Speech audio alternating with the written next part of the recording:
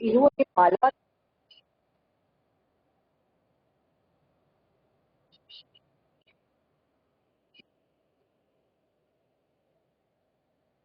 देश भाषा की शब्द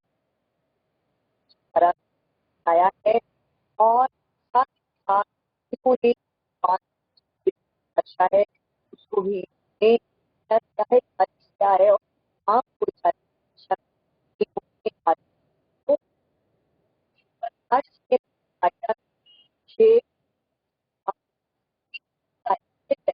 देश को को या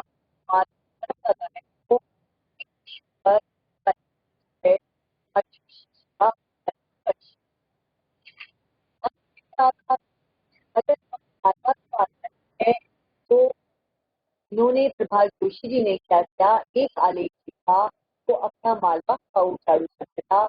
वही आलेख जो है वो आपके सिलेबस में पाठ्यक्रम में जो है वो शामिल किया गया।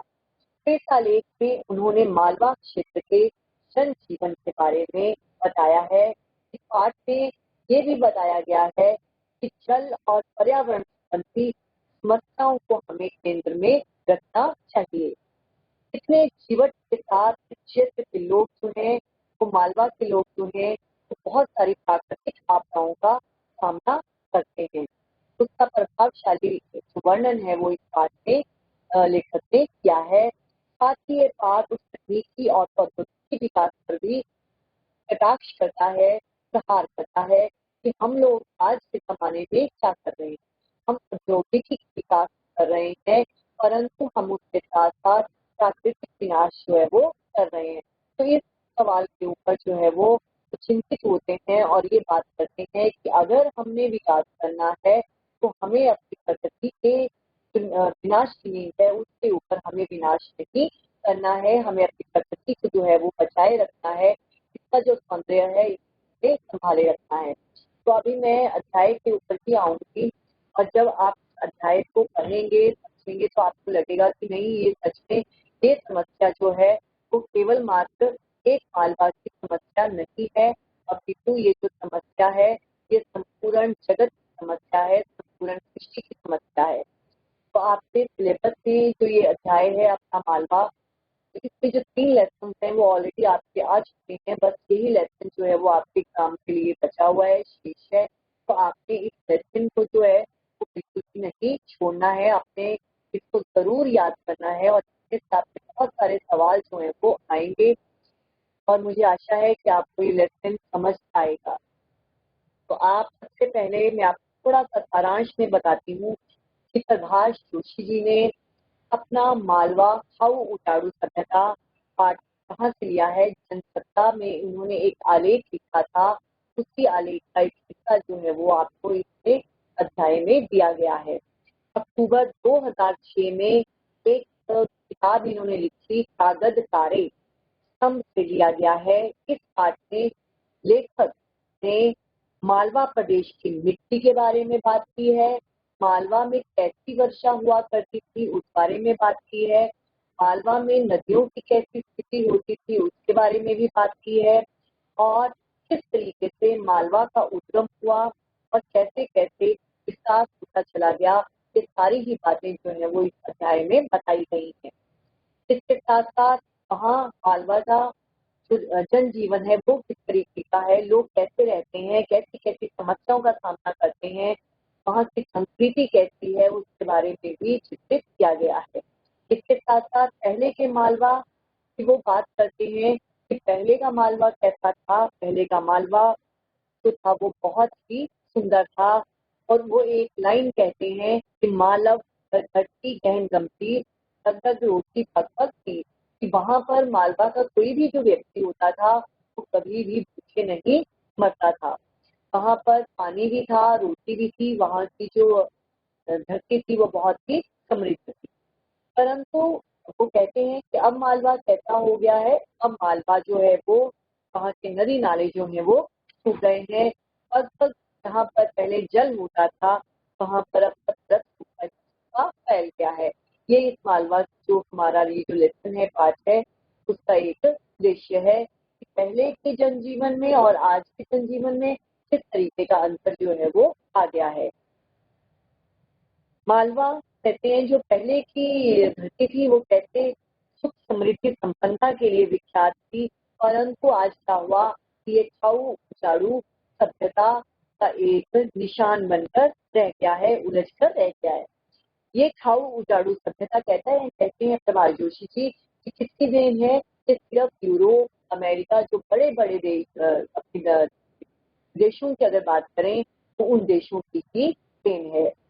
हम भी देखा देखी में इन चीजों से प्रभावित होते चले जा रहे हैं, जिसके कारण विकास की औद्योगिक सभ्यता जो है वो उजाड़ की सभ्यता जो है वो उसकी सभ्यता में बदल चुकी है। उससे पूरी दुनिया प्रभावित हुई है और हमारा पर्यावरण जो है वो बिगड़ा है। लेखक की पर्यावरण संबंधी चिंता, मैंने जैसे आपको कहा इसमें लेख के शुरू में ही बताया कि लेख की जो चिंता है वो केवल मात्र एक मालवा की नहीं है, वो सब तरफ की चिंता जो है वो व्याप्त है, संपूर्ण जगत की चिंता है कि हम लोग क्या कर रहे हैं। हम बहुत सारी फैक्ट्रीज लगा रहे हैं, उद्योग लगा रहे हैं, बहुत सारी बिल्डिंग्स बना रहे हैं, लेकिन किसी नींव के ऊपर हम पर्यावरण के विनाश की नींव के ऊपर ये सारे कार्य जो है वो कर रहे हैं। तो लेखक जो है वो प्रभाष जोशी जी जो है वो इस चीज का खंडन करते हैं कि हमें ऐसा नहीं करना चाहिए। वो एक उदाहरण जो है वो मालवा का यहाँ पर रखते हैं। इसके बाद इस बहाने लेखक ने पूरे विनाश की, जो पर्यावरण का विनाश है, उस पूरी की पूरी तस्वीर जो है वो सभी के सामने लाकर रखती है, जिससे मालवा भी नहीं बचा और हमारे आसपास से जो शहर हैं वो भी नहीं बचे। आधुनिक औद्योगिक विकास की जड़ों ने क्या किया है, अपनी जड़ें अंदर तक जो है वो फैला दी है और सब तरफ जो है वो विनाश ही फैल रहा है। सही मायनों में हम अगर देखें तो हम एक तरीके से विकसित नहीं हो रहे, अपितु हम उजड़ रहे हैं। उजड़ कैसे रहे हैं, हम अपनी संस्कृति से उजड़ रहे हैं। हमें हमारी जो विरासत है, हमारी जो चीजें हैं, हम उनसे जो है वो उजड़ रहे हैं। इस पाठ के माध्यम से लेखक ने पर्यावरणीय सरोकारों के नाम से एक आम जनता को जोड़ने का प्रयास किया है तथा पर्यावरण के प्रति लोगों को सचेत भी किया है और जागरूक भी किया है। अब हम इस लेसन के ऊपर आएंगे, अध्याय के ऊपर आएंगे, जो है प्रभाष जोशी जी द्वारा लिखित अपना मालवा खाऊ उजाड़ू सभ्यता पे। मैं आपको सबसे पहले जो है वो थोड़ा सा लेसन ही करवाऊंगी, उसके बाद क्वेश्चन आंसर पर आऊंगी। तो लेसन है कि किस तरीके से प्रभाष जोशी जी बात को शुरू करते हैं।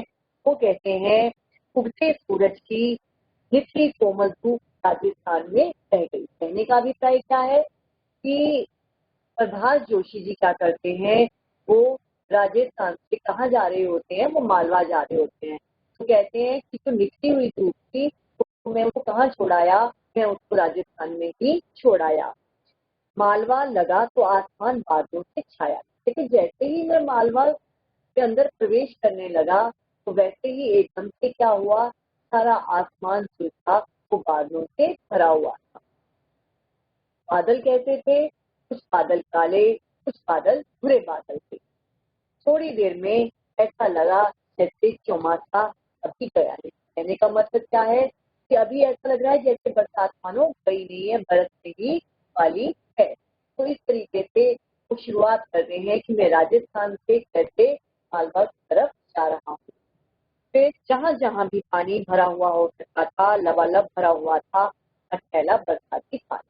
कहते हैं कि जब वो वहां जा रहे थे तो रास्ते में क्या हुआ कि जहां गड्ढे, थोड़े थोड़े गड्ढे थे, वहां पर तो मटमैला मिट्टी का मिला हुआ पानी जो था वो जमीन पर कहीं कहीं रुका हुआ था। इसके बाद कहते जितने भी छोटे मोटे नदी नाले दिख रहे थे वो सब कह रहे थे मानो अभी अभी बारिश होकर हटी। इससे ज्यादा पानी धरती सोख नहीं सकती। कहने का अभिप्राय क्या है कि आपने देखा होगा जब भी गड्ढे में पानी आता है धरती के, तो धरती जितना पानी को सोख लेती है उतना सोख लेती है, लेकिन जितना वो सोख नहीं पाती है वो ऊपर गड्ढे में रह जाता है। तो ऊपर के बादल थे कि कभी भी पलट सकते थे। इतने काले बादल थे कि मानो यूं लग रहा था कि जैसे अब फिर से जो है वो बारिश शुरू हो जाएगी। तो इस तरीके से प्रभात जोशी जी जो हैं वो इस आलेख को शुरू करते हैं। अब वो कहते हैं कि नवरात्रि की पहली सुबह थी, मालवा में घट स्थापन की तैयारी।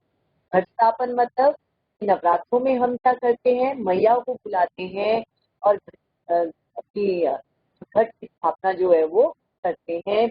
तो वैसी तैयारी चल रही थी। लोग जो हैं वो नवरात्रों पर अपने घरों को अपने गोबर से वहां पर लीप रहे थे और नाना जी प्रकार की बहुत सारी रंगोलियां जो थे वो बनाकर सजा रहे थे। बहु बेटियों के नहाने धोने और सच त्योहार मनाने की आज भी आ गई थी मालवा में। लेकिन आसमान क्या कर रहा था, एक तरफ तो नवरात्र मनाने की सब तैयारी कर रहे थे और दूसरी तरफ आसमान जो था वो घूम घूम की आवाज कर रहा था। रास्ते में छोटे स्टेशनों पर महिलाओं की ही भीड़ थी।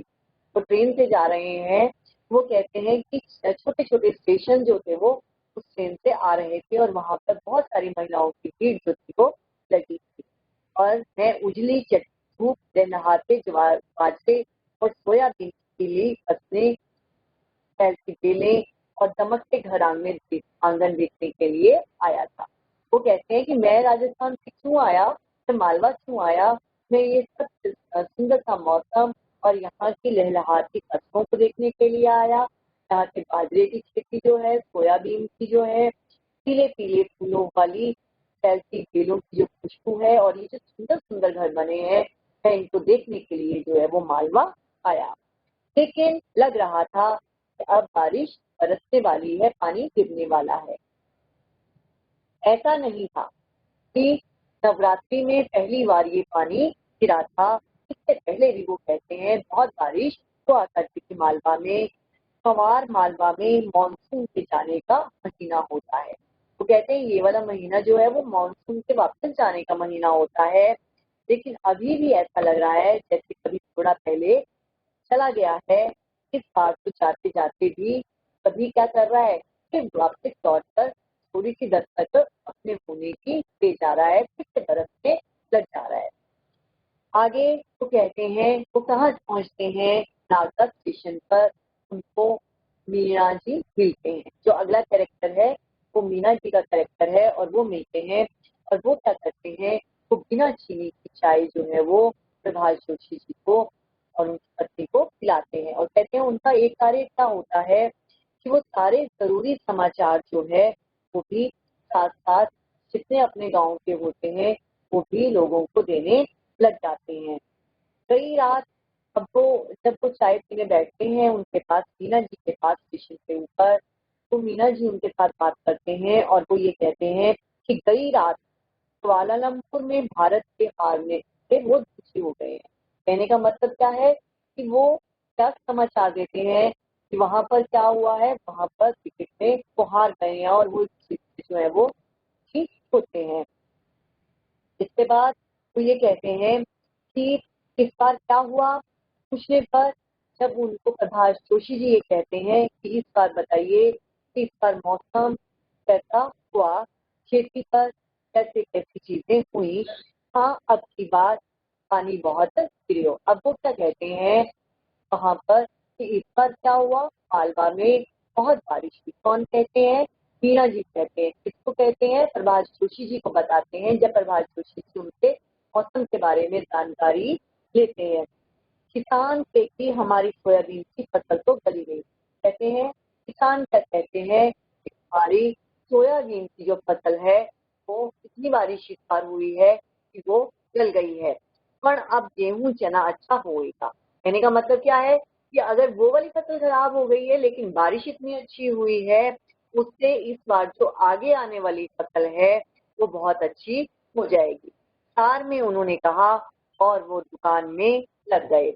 चाय और भजिया उन्होंने अच्छा से बनाकर उनको चाय के साथ खाने को दे दिया। अब वो क्या कहते हैं प्रभात जोशी जी कि हम मियाँ बीवी मजे में खाते खाते कहाँ पहुंच गए, ट्रेन से हम उज्जैन पहुंच गए। सबसे पहले वो कहाँ से चले, राजस्थान से चले, फिर उसके बाद वो मालवा में प्रवेश करते हैं और उसके बाद वो नागदा स्टेशन पहुंचते हैं। नागदा स्टेशन पहुंचने के बाद वो कहाँ पहुंचते हैं? वो उज्जैन पहुंच जाते हैं। रास्ते में अब क्या हुआ? रास्ते में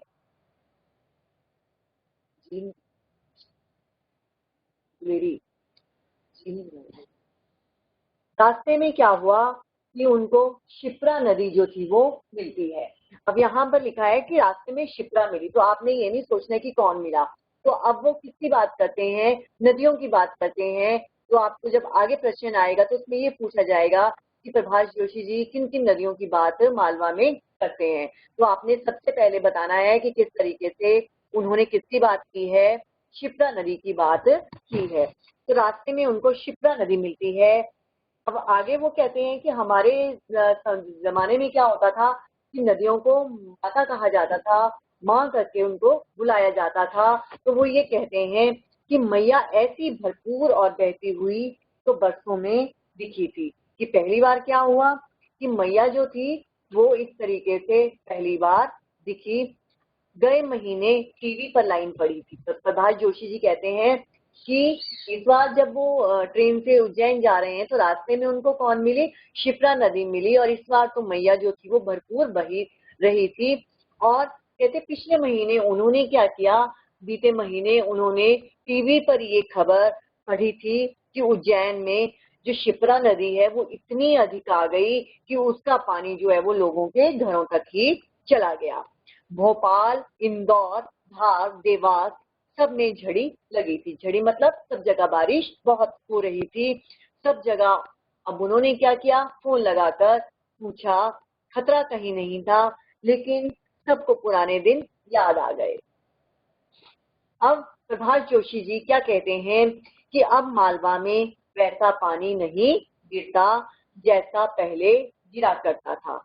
इसलिए अगर पहले का अगर औसत एवरेज पानी जो है वो अब गिर जाए तो लोग क्या कहते हैं कि बहुत अधिक बारिश जो है वो हुई है। तो लोगों को लगता है कि बहुत ज्यादा पानी जो है वो गिर गया है। इस बार वो कहते हैं बरसात कितनी हुई है? वही 40 इंच की बरसात जो एक एवरेज होती है वैसी औसत बारिश हुई है। कहीं कहीं तो ज्यादा हुई है और कहीं कहीं इससे थोड़ा कम हुई है।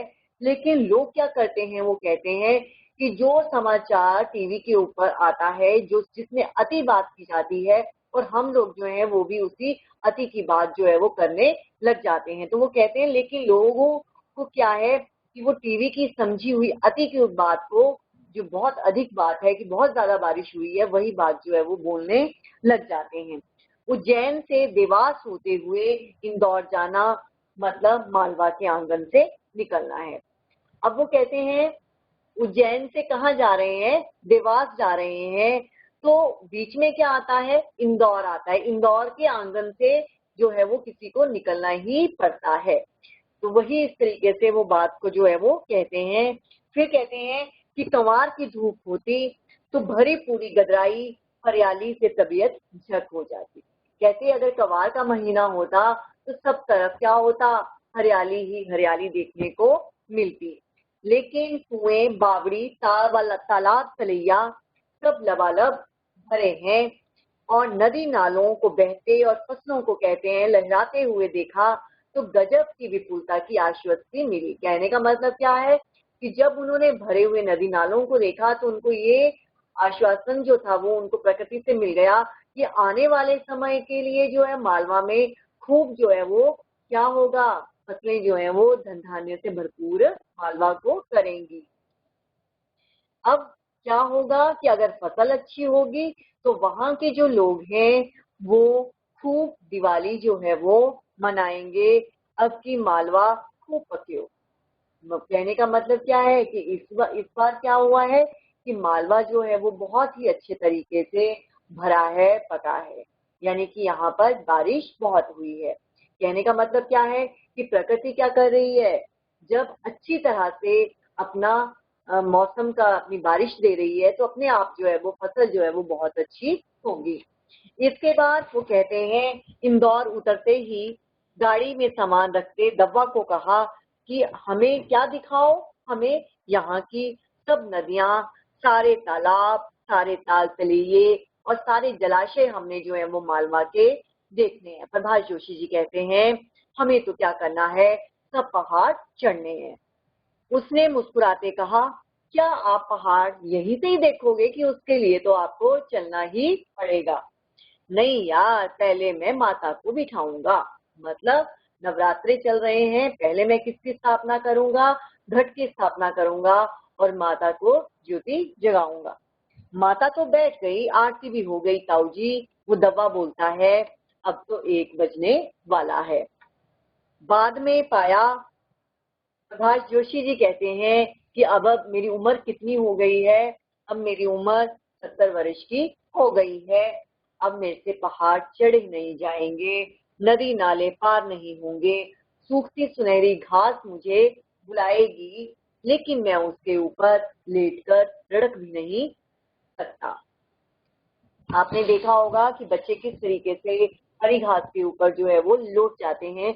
तो वो लेखक जो है वो ये कहते हैं कि मैं अब उस उम्र के पड़ाव पर हूँ कि मैं, दिल तो मेरा अभी भी बच्चा है, लेकिन उम्र जो है वो मेरी इतनी ज्यादा हो गई है कि मैं अब वो कोई भी कार्यकलाप जो मैं बचपन में किया करता था अब मैं नहीं कर पा रहा। शरीर वैसा फुर्तीला, लचीला, गर्वीला नहीं हो सकता। उम्र जो ले गई उसे ले जाने दो, उसका जो है वो रखे, अपना जो है हम उसे जी ले। फिर अब आगे जो अध्याय चलता है इसमें आगे ये है कि ये जो स्थिति है त्रासमयी, त्रासदायी प्रतीति के बावजूद क्या किस तरीके की स्थिति होती है। पहले शिप्रा नदी की बात की, फिर उसके बाद वो कहाँ जाते हैं, वो नर्मदा की बात करते हैं कि रास्ते में 2 जगह जो है वो उनको नर्मदा देखने को मिलती है। ओंकारेश्वर एक जगह है, ने बोला उस पार से दिखती है, सामने सीमेंट कंक्रीट के विशाल राक्षसी बांध इन नदियों के ऊपर बना दिए हैं। अब पहला ही कटाक्ष वो क्या करते हैं, क्या आप कहते हैं अपने आलेख में कि अब क्या हुआ है, जितनी बड़ी बड़ी नदियां हैं उनके ऊपर सीमेंट कंकड़ पत्थर के बड़े बड़े ऊंचे ऊंचे बांध बना दिए गए हैं। और इसी कारण क्या होता है, ये नदियां जो है वो बहुत चिढ़ने लग जाती हैं कि इनका रास्ता जो है वो रोक दिया गया है। कहते हैं शायद इसीलिए वे चिढ़ती हैं और तिन तिन फिन फिन करती हुई बहती जाती हैं। अब नदियों के पानी की बात करते हैं। जहां तो पोल्यूशन नहीं है, जहां प्रदूषण नहीं है, वहां पर तो नदियों का पानी बिल्कुल साफ है, लेकिन जहां पर शहर है, गांव है, हम लोग हर गंदगी पानी में डालते हैं, तो वहां का पानी कैसा है? वहां का पानी, कहीं पर ये नदियां मटमैली, कहीं छिछली, कहीं इतनी साफ है कि नीचे का पत्थर जो है वो उस पानी में दिखना शुरू हो जाता है, कहीं बहुत गहरी हैं और कहीं थोड़ी ऊपर हैं। वे बड़ी बड़ी नावें अब वहां पर उन नदियों के ऊपर नहीं थी, शायद पूर्व में बहने से बचाकर कहीं रख दी गई थी। किनारों पर टूटे पत्थर पड़े थे। कहते नावों को भी क्या किया गया, उन नदियों से थोड़ा दूर रख दिया गया, क्योंकि उनका अब कोई भी कार्य इतना नहीं था। अब वो कहते हैं ज्योतिर्लिंग का तीर्थ धाम वे नहीं लग रहा था। ओंकारेश्वर की बात करते हैं, निर्माण में लगी बड़ी बड़ी मशीनें और गुर्राते ट्रक जो थे वो वहां पर कार्य कर रहे थे। कहाँ पर? ओंकारेश्वर में। वहीं थोड़ी देर सोमवार की चिलचिलाती धूप जो है वो खिलती है, लेकिन नर्मदा के बार बार पूर आने के निशान चारों तरफ थे। देखिए, जब भी आपने देखा होगा कि नदियां बहुत आवेग से आती हैं, वो अपने निशान जो है वो अपने तटों के साथ छोड़ जाती हैं। जब वो नदी भरने के बाद दोबारा तो नीचे चली जाती है, लेकिन उसके बावजूद वो अपने निशान जो है वो वहां पर बताकर ही जाती है। जब हम बाद में उस जगह को देखते हैं तो हमें पता चल जाता है कि ये पानी जो है वो किसी समय इतना ऊंचाई तक आया होगा। तो वो वही कहते हैं कि अब क्या हो गया है कि वो निशान जो है वो उन तटों के ऊपर अभी भी भरी हुई नदियों के दिखाई दे रहे हैं कि किसी समय पर इतनी नदी जो वो आई। बावजूद इतने बांधों के नर्मदा नदी की बात करते हैं, अब भी बहुत पानी दिखता है। तो सबसे पहले मैंने आपको इस अध्याय में बताया कि सबसे पहले कौन सी नदी की बात प्रभाष जोशी जी करते हैं, शिप्रा नदी की बात करते हैं। शिप्रा को मैया कहकर बुलाते हैं। और फिर वो दोबारा दूसरी बात किसकी करते हैं, नर्मदा जो नदी है, नर्मदा मैया, उसकी बात करते हैं। आगे तो फिर नेमावर पहुंचते हैं। नेमावर के पास बजवाड़ा एक जगह है जहाँ पर नर्मदा कैसी होती है, बहुत शांत, गंभीर और भरी भूरी दिखाई देती है।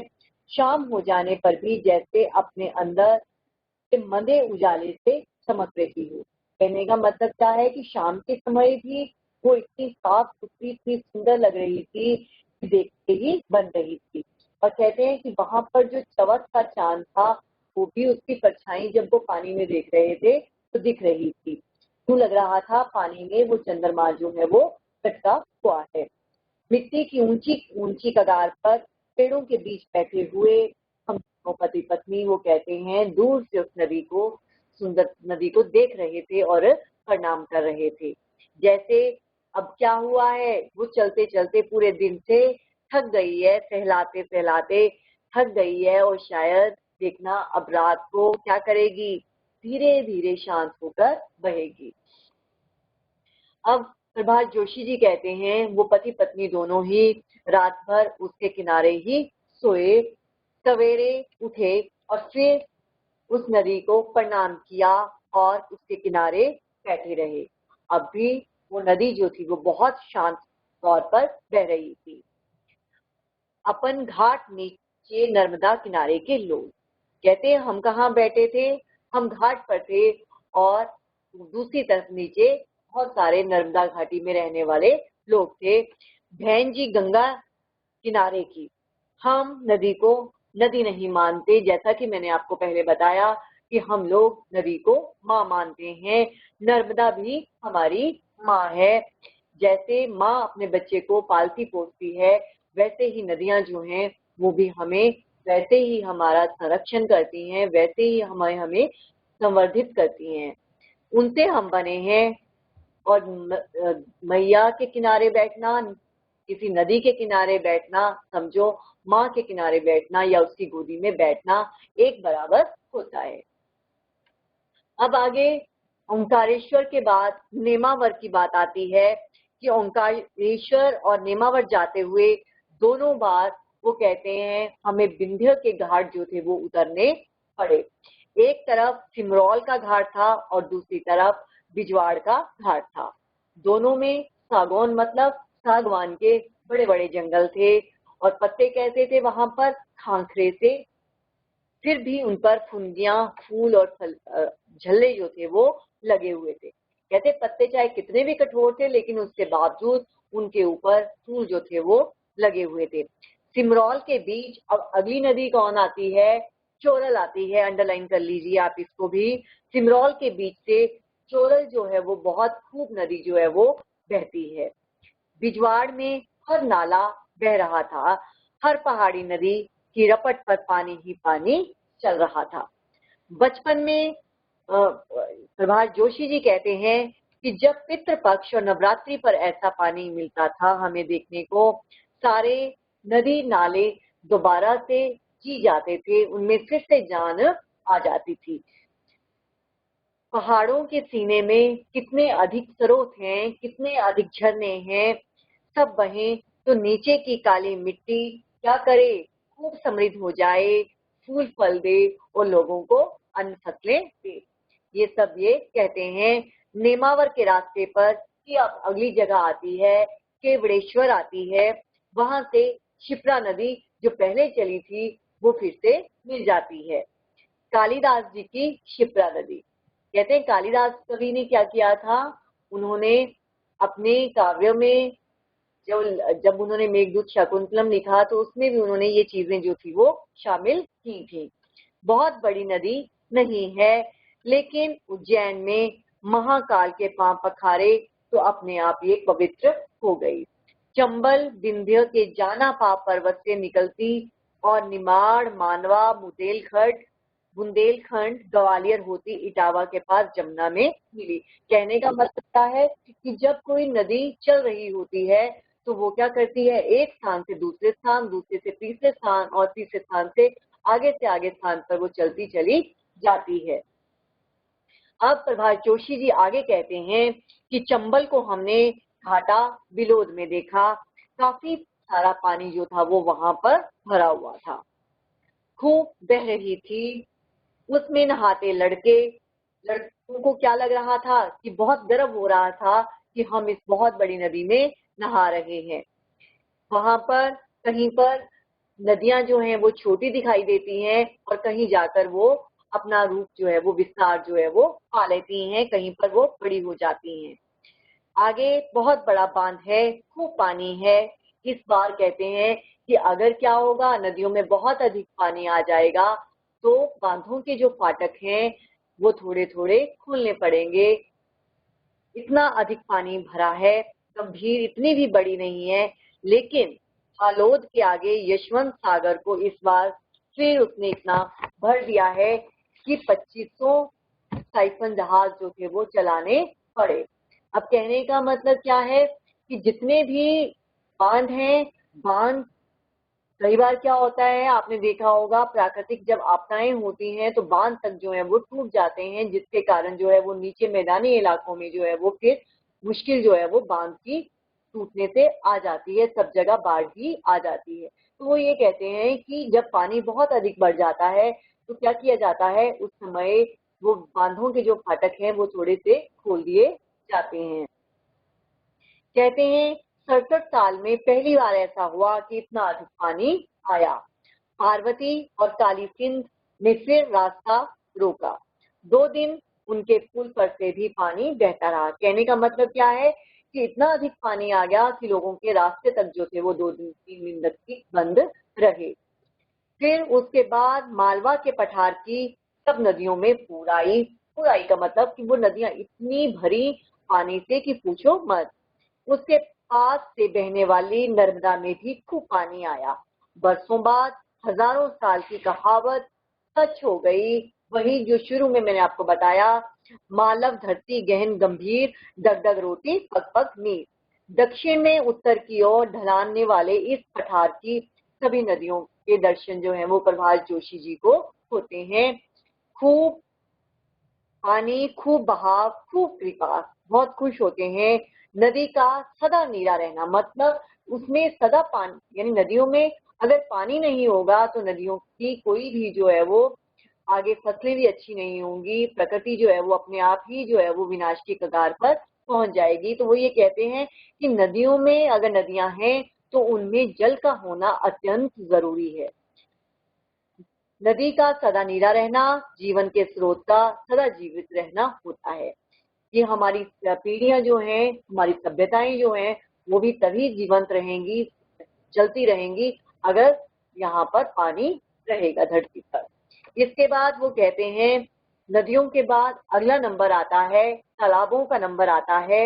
और वो ये कहते हैं कि नदियों के बाद नंबर था तालाबों का। अब वो एक मजाक करते हैं और कहते हैं कि जो बड़े बड़े हमारे आज के इंजीनियर हैं वो क्या कहते हैं कि पानी का प्रबंध तो सिर्फ हम लोग ही जानते हैं, हमें पता है कि उस पानी को इकट्ठा कैसे करना है, कहते, परंतु ऐसा नहीं है। पहले के जमाने की वो बात करते हैं कि पहले के जमाने के लोग जो थे वो और भी अधिक समझदार थे। वो कहते हैं कि मालवा की अगर बात की जाए या पहले की भी बात की जाए तो जो पश्चिम के हम बात नहीं करते हैं कि केवल मात्र वहीं से ही हमें बांध बनाने का पता चला।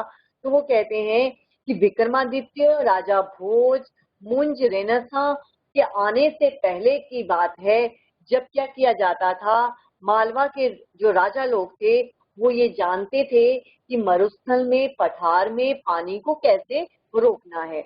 उन्होंने क्या किया, बहुत सारे तालाब उन्होंने बनवाए, बड़ी बड़ी बावड़ियां बनवाई। और ताकि किस लिए बनवाई, ताकि बरसात का पानी रुका रहे और आने वाले आपदा के समय में उस पानी का प्रयोग मानव जाति जो है वो कर सके। लेकिन अब क्या हुआ, हमारे आज के इंजीनियर क्या कर रहे हैं कि एक तरफ तो हैंडपंप लगाए जा रहे हैं, दूसरी तरफ जो बावड़ियां हैं, कुएं हैं, उनको क्या किया जा रहा है, मिट्टी से या फिर खाद से जो है वो बंद कर दिया जा रहा है, भर दिया जा रहा है।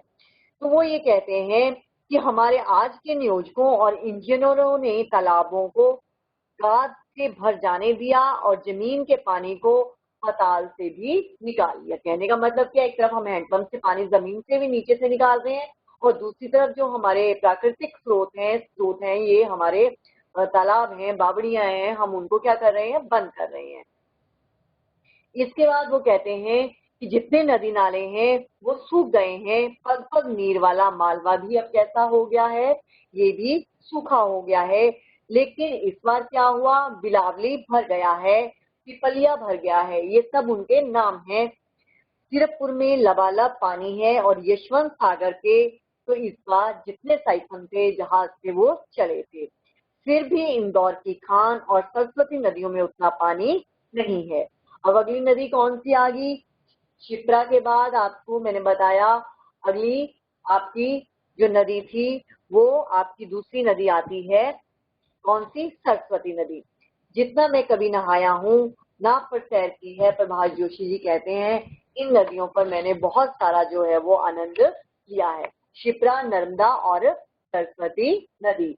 इसके बाद अब अगली जगह का नाम आता है हाथीपाला। हाथीपाला का नाम क्यों पड़ा, क्योंकि कभी वहां जाने के लिए, वहां की नदी को पार करने के लिए लोगों को हाथी के ऊपर से बैठकर जाना पड़ता था। चंद्रभागा पुल के नीचे उतना पानी रहा करता था जितना महाराष्ट्र की चंद्रभागा नदी में। इंदौर के बीच से निकलने और मिलने वाली ये नदियां कभी उसे हरा भरा और गुलजार रखा करती थी। आज वो सब नदियां जो हैं वो कहते हैं, बड़े अफसोस की बात है, दुख की बात है कि जो नदियां इतनी अच्छी होती थी आज वो सब सड़े हुए नालों में लोगों द्वारा बदल दी गई हैं। शिप्रा नदी, चंबल नदी, गंभीर, पार्वती, काली सिंधी, चोरल, सबके यही हाल हो रहे हैं। ये सब नदियों के नाम हैं। कुछ नदियां छोटी हैं और कुछ नदियां बड़ी हैं। शिप्रा, नर्मदा, चंबल, गंभीर, पार्वती, काली सिंध, चोरल और सरस्वती, ये सदा नीरा नदियां, अब सदा नीरा नदियां मतलब जिनमें हमेशा पानी रहता था, ये सदा नीरा नदियां अब मालवा के नालों के आंसू भी नहीं बहा सकती, चौमासे में चलती हैं। अब ये सिर्फ जब बरसात होती है, बाकी समय तो ये सूखी रहती हैं, सिर्फ बरसातों के समय पर ही चलती हैं। बाकी के महीनों में बस्तियों के नालों का पानी धोती हैं। नदियों ने सभ्यताओं को जन्म दिया। हमारी आज की सभ्यता इन नदियों को अपने गंदे पानी के नाले बना रही है। सबसे बड़ी बात यही है कि आज जितनी भी नदियां हैं ये या तो कचरा फेंकने के काम आ रही हैं या फिर गंदे नाले में जा रही हैं। इस साल मालवा में सामान्य बारिश 35 इंच हुई, से ज्यादा 5 इंच ज्यादा पानी गिरा है, यानी कि 40 इंच। और इतने में ही ये नदी, नाले, तालाब, बावड़ियां और कुएं चैतन्य हो गए। चैतन्य हो गए मतलब जीवंत हो गए। जितना सूखा था पड़ा हुआ वो सारा का सारा जो है वो खत्म हो गया। अब वो आगे बात करते हैं अपने पहले अखबार, किसका अखबार, प्रभाष जोशी जी का। अपने पहले अखबार नई दुनिया की लाइब्रेरी में अब भी वो कहते हैं मैंने ऐसी अखबारें रखी हैं, उनमें ये लिखा हुआ था सन 1878 का एक रिकॉर्ड वहां पर मिला है जिसमें 128 साल पहले की ये जानकारी काफी है कि 1899 में मालवा में एक बार क्या हुआ, बहुत अधिक पानी गिरा और एक वक्त ऐसा आया कि जब 15.75 औसत पर भी बारिश हुई है। तो कहते हैं लोक में यही 56 का काल है, लेकिन राजस्थान के ठेठ मारवाड़ से तब भी लोग यहीं आए थे और कहते हैं तब भी खाने पीने को काफी था। कहते हैं जिस समय अकाल भी पड़ा उस समय भी मालवा में अकाल नहीं पड़ा, वहां पर लोगों को पानी भी था और खाने के लिए अन्न भी था। इन 128 सालों में एक ही साल अतिवृष्टि का था। अतिवृष्टि मतलब बहुत अधिक बारिश का। सन 1973 में क्या हुआ कि कितनी बारिश हुई, 70 इंच बारिश जो थी वो हुई। तब भी यशवंत सागर, बिलावली, सिरपुर और पिपलिया पाला टूटकर नहीं बहे थे, यानी कि उनके बांध नहीं टूटे थे। 28 इंच से कम बारिश हो तो कहने का अभिप्राय क्या है कि कितना होता है, वो सूखे का समय आ जाता है, आपात का समय जो है वो आ जाता है। तो वो कहते हैं लेकिन ऐसे साल बहुत कम हुए हैं। 56 के काल ने देश भर में हाय हाय मचाई, लेकिन उस समय भी मालवा से लोग प्यासे नहीं मरे, ना ही भूखे मरे, क्योंकि उससे पहले के सालों में खूब पानी भरा था और बाद के सालों में भी। अपने नदी नाले तालाब संभाल के रखे। ये प्रभाष जोशी जी जो इस अध्याय का निचोड़ है, उपसंहार जिसको आप कह सकते हैं, कंक्लूड करते हैं और ये कहते हैं कि हमें क्या करना है। हमें नदी नाले तालाबों को संभाल कर रखना है, ताकि दुष्काल के समय, जो आगे का समय है, वो मजे से काटा जाए। कि बुरे समय में हम अगर पानी को हमने इकट्ठा किया होगा तो वो हमारे बुरे समय में जो है वो काम में आएगा। लेकिन अब वो कहते हैं कि हम लोग जिसे विकास की औद्योगिक सभ्यता कहते हैं, वो सभ्यता नहीं, वो अपितु उजाड़ की अपसभ्यता है। अपसभ्यता मतलब बुरी बात है। नई दुनिया की ही लाइब्रेरी में एक कमलेश सेन और अशोक जोशी ने धरती के वातावरण को गर्म करने वाली इस खाऊ उजाड़ू सभ्यता की जो कतरने निकाल रखी हैं, वो बताने के लिए काफी हैं। प्रभाष जोशी जी ने तो लिखा ही लिखा, लेकिन इसके साथ साथ इस विषय के ऊपर कमलेश सेन जी ने भी लिखा और अशोक जोशी जी ने भी लिखा कि हम किस तरीके से खाऊ उजाड़ू सभ्यता के शिकार हो रहे हैं। इसके बाद वो कहते हैं कि हमारे समुद्रों का पानी क्यों गर्म हो रहा है, ये सोचने की बात है। हमारी धरती के ध्रुवों पर जो बर्फ जमी है वो पिघल क्यों रही है, ये भी देखना जरूरी है। क्यों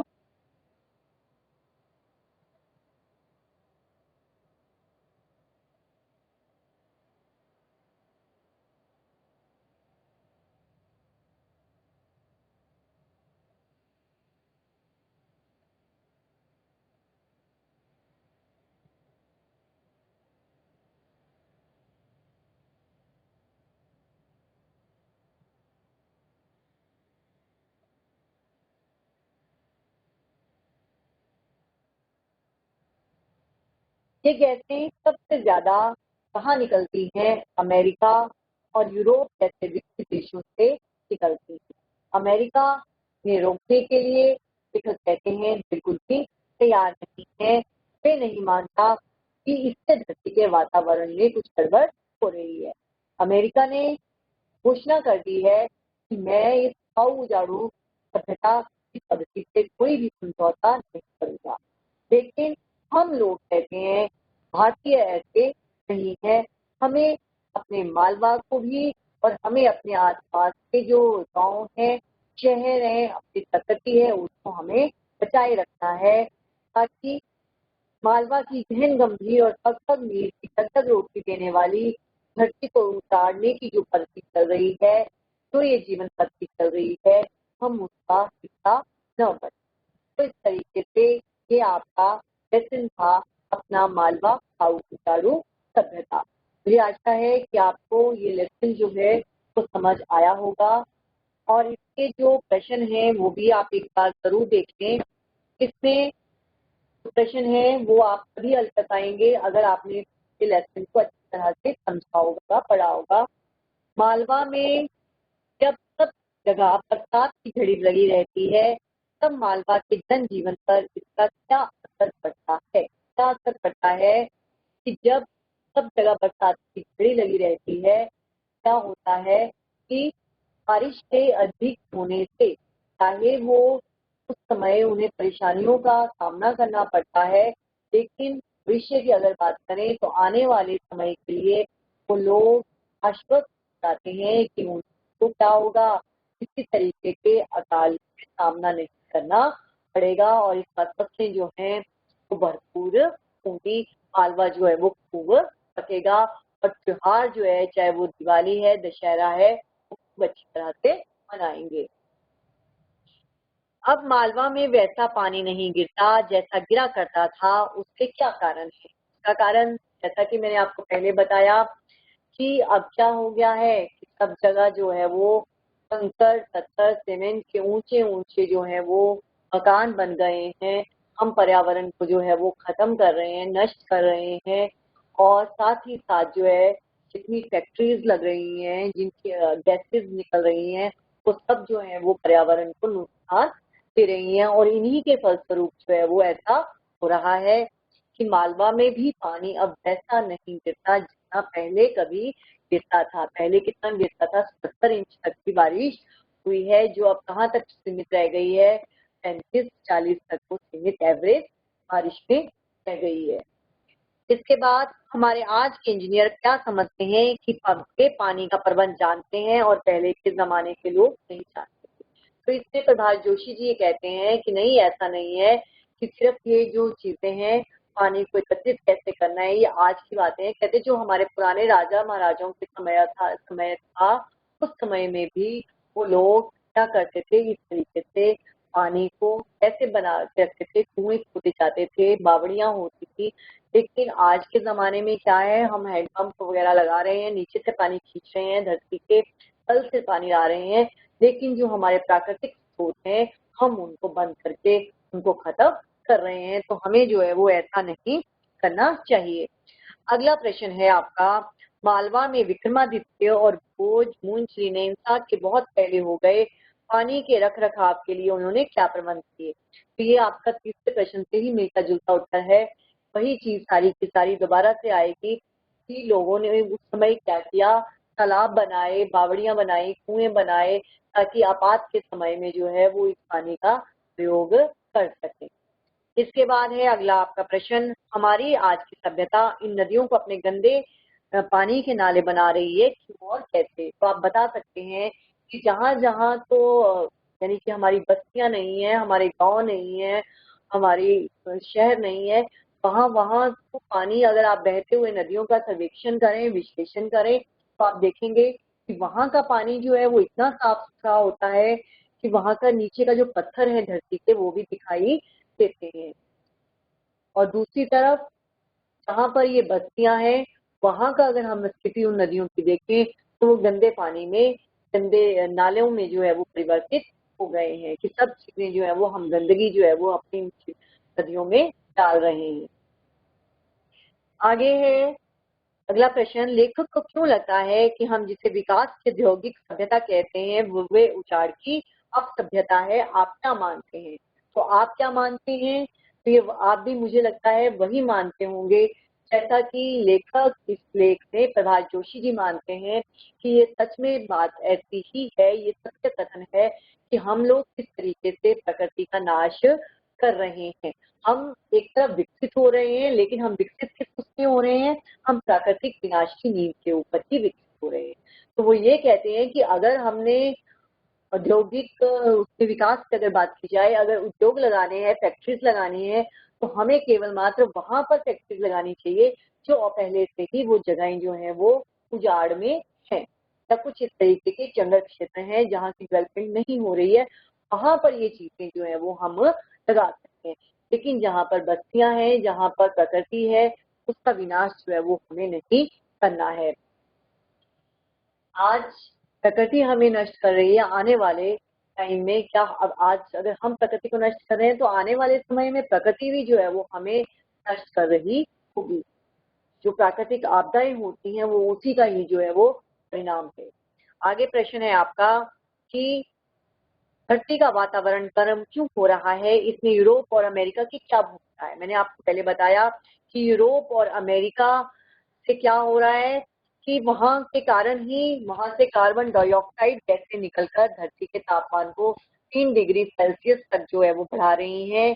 ये गैसें सबसे पहले कहाँ से निकलती हैं? अमेरिका यूरोप से निकलती हैं, और अमेरिका जो है वो कहते हैं वो आज भी इन्हें रोकने के लिए जो है वो तैयार नहीं है। लेकिन वो कहते हैं कि हमें जो है वो इस तरीके से कार्य नहीं करना है, हमें अपने मालवा और अपने जो अन्य हमारे क्षेत्र हैं उन्हें नष्ट नहीं होने देना है। अब इसके बाद आपका ये अध्याय जो है वो आपका खत्म हो गया है। आपने इस अध्याय को दोबारा से पढ़ना है, आपने जीवन परिचय को पढ़ना है, जितने आपके क्वेश्चन आंसर्स हैं इनको आपने कम से कम जो है वो 3 बार जो है वो जरूर रिवाइज करके इसको लिखना है। जितना आप इस लेसन को पढ़ेंगे, समझेंगे, लिखेंगे, उतना जो है वो आपको ये लेसन जो है वो अच्छी तरह से समझ में आ जाएगा। और एग्जाम से, परीक्षा से आपने डरना नहीं है। अभी भी आपके पास इतना समय है कि अगर आप एक बार दिल से पढ़ेंगे तो अपने आप आपको सारा लेसन जो है या जितना भी आपका सिलेबस है वो समझ में आ जाएगा।